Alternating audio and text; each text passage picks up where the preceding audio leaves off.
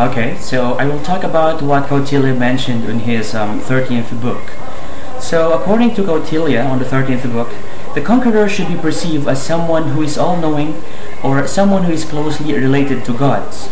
So, he needs his spies to do most of the trick to make the people believe in him, that he is somehow related to the gods.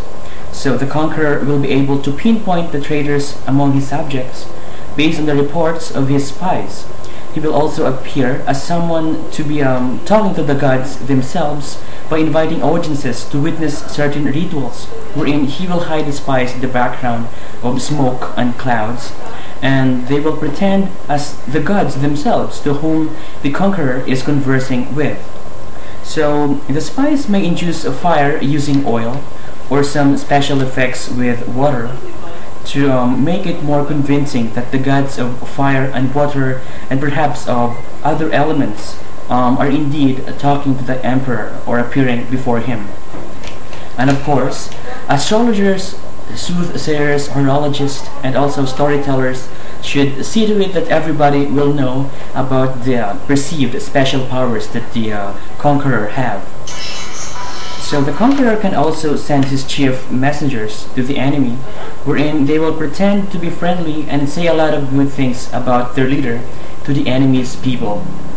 Befriending the enemy's subject by giving them gift will eventually make them decide to switch on the side of the conqueror, especially during the time of famine or a certain suffering in their area.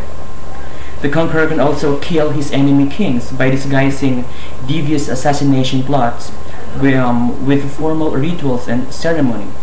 So the conqueror's spies may pretend to be like sorcerers capable of foreseeing dangers in the near future. Yes, and making the king believe that his presence in a ritual which will be conducted in several days is very much necessary in fighting or in somehow opposing or negating the possible danger in the near future. So the conquerors could then slay the king, or the conqueror's men could kill the king while the king is still in the process of that ritual, whatever it is. So they can also kill the king during other occasions wherein the king is unguarded. In the work of spies in a military operation, spies disguised as hunters could gain the trust of the enemy by informing the enemy regarding the presence of thieves while they are posting on the adversary's gate. The conqueror should then send a little number of his men to act as thieves and have themselves intentionally defeated or captured by the enemy. The enemy then would be somehow relieved, thinking that the thieves on their area have been already subjugated. So as a result, they will they will not need to close the gates anymore. So by the time that they will open their gate, that is the time that the conqueror can send a lot of his men to infiltrate the open gate, to infiltrate the territory of the enemy. So. Also, the conqueror's operation could start if he is assured of the abundance of his crops and resources. He can then utilize birds in scattering inflammable powders to enemy's territory. He will also conquer an enemy with the help of a friend, and then later on he would subjugate his friend next, and after which, with the doubled power, he can then conquer a new enemy, and so on. Lastly, the conqueror needs to manage or to maintain peace in a conquered country. He should cover his every vice and his enemy's vices with his own virtue, or he could even match up the virtue of his enemy by doubling up his own. And also, he should also retain the same mode of life and uplift the religious life of the people. So that's all. In line with the central theme of Kautilya's How Silent War Should Be Fought, Book 14's title was Secret Means. Kautilya says here that in order to protect institutions of society, measures should be applied, and such measures are secret science. It is some sort of sorcery that spies would employ or use to harm the wicked. There are specific ways, such as what incantations to say, what things to do, what animals or plants to use, and basically the whole book speaks of ways by which you can harm your enemies.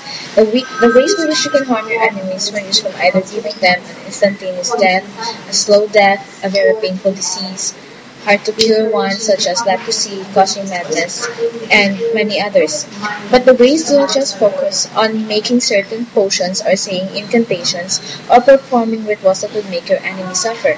But also the book gives specific ways to arm you or make you kind of invincible for your enemies not to be able to lay finger on you, such as concoctions that would make you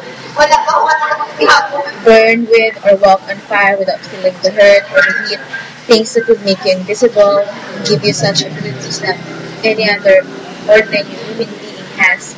Also, the interpretations can work in ways other than harming persons such as your enemies and losing yourself. It also has effects on animals and plants, such as potions for making animals go blind, proving that other ways may be deemed necessary, even involving harming animals in order to protect institutions.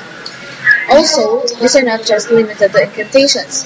These are prepared with care, with specific and oftentimes complicated processes, which will make these mixtures or solutions potent.